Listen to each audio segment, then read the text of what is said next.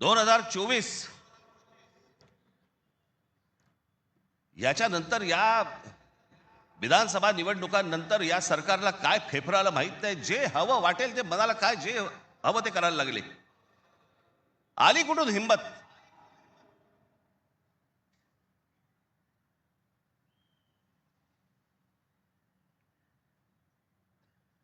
कोणाला विचारायचं नाही, काही जनता बिनता लोक बिक काही नावाची काही गोष्टच नाही. बस आम्हाला वाटलं म्हणून आम्ही केलं.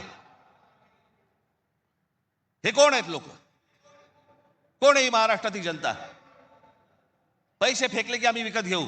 आला कुठून आत्मविश्वास?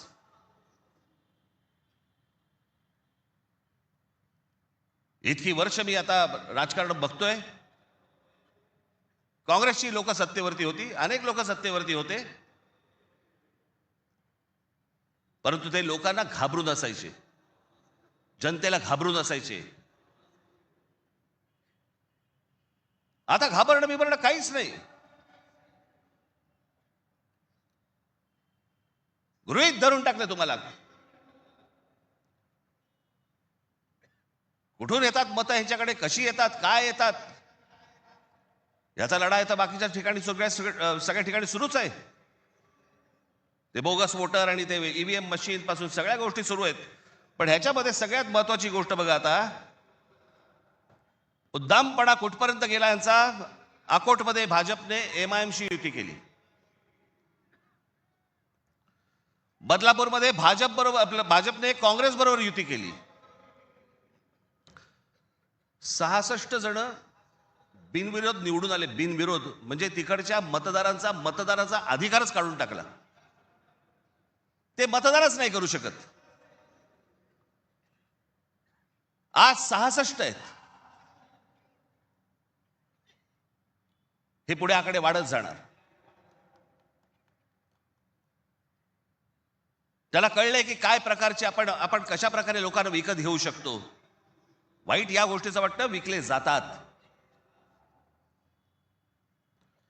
तुळजापूरमध्ये विनोद गंगणे नावाचा एक ड्रग्ज मधला रॅकेट मधला एक माणूस, ड्रग्ज रॅकेट मधला, त्याला भाजपने तिकीट दिलं. ड्रग्ज विका, काही विका,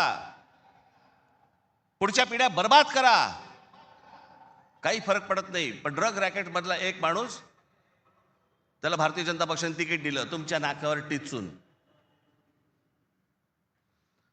तो एक आता बदलापूरला तुषार आपटे, बलात्काराच्या केस मधला आरोपी, बलात्काराच्या, सगळ्यांना माहिती आहे, नगरसेवक केलं. लहान मुलींच्या वरती बलात्काराचा आरोप असलेला माणूस, त्याला भारतीय जनता पक्षाने नगरसेवक. आली कुठून हिंमत? ज्यावेळेला वेडावाकड्या पद्धतीने ज्यावेळेला निवडणुका जिंकण्याचं यंत्र किंवा तंत्र हे ज्यावेळेला हस्तगत होतं ना, त्याच वेळेला हा उद्दामपणा येतो, ही मस्ती येते ना, हा माज येतो ना, हा त्याच्यातनं येतो.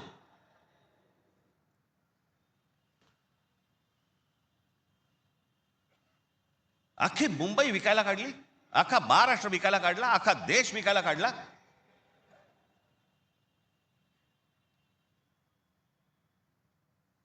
आपल्यासमोर काय वाढून ठेवलंय आपल्याला अंदाज पण नाहीये. मी तुम्हाला हे सांगतोय, मला 2024 साली मला एक व्यक्ती भेटली.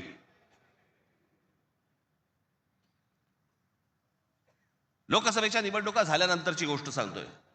आणि त्यांनी मला जी माहिती दिली, आणि ती माहिती दिल्यानंतर माझे सगळे लोक, माझे काय रिसर्च टीम सगळी जी काही कामाला लागली,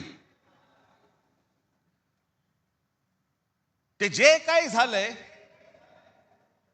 ते आज मी तुम्हाला इथे दाखवणार आहे.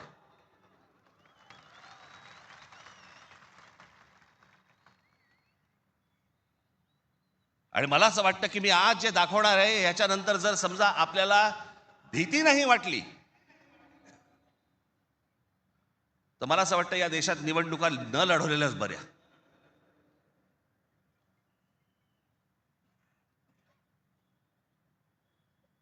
म्हणजे आता साधी गोष्ट, फक्त तुम्हाला 2014 नरेंद्र मोदी पंतप्रधान झाले त्यावेळेला, हे मला आता 24च्या नंतर आता हे पुढे सगळं समजायला लागलं. या गेल्या वर्षी 24 नाही हो, 24 नंतर साधारणपणे विधानसभा निवडणुकांच्या आसपास मला ह्या सगळ्या गोष्टी आमच्या रिसर्च टीममधून यायला लागल्यावरती मला धक्का बसायला लागला. कारण आपण असे बघतच नाही कधी, आपण डोळे झाक करत बसतो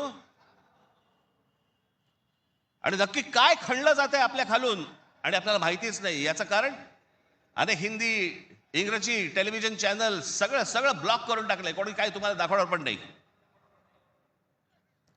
दाखवलं की वरनं फोन येतो, वरनं दट्ट्या येतो, जाहिराती बंद करून टाकू.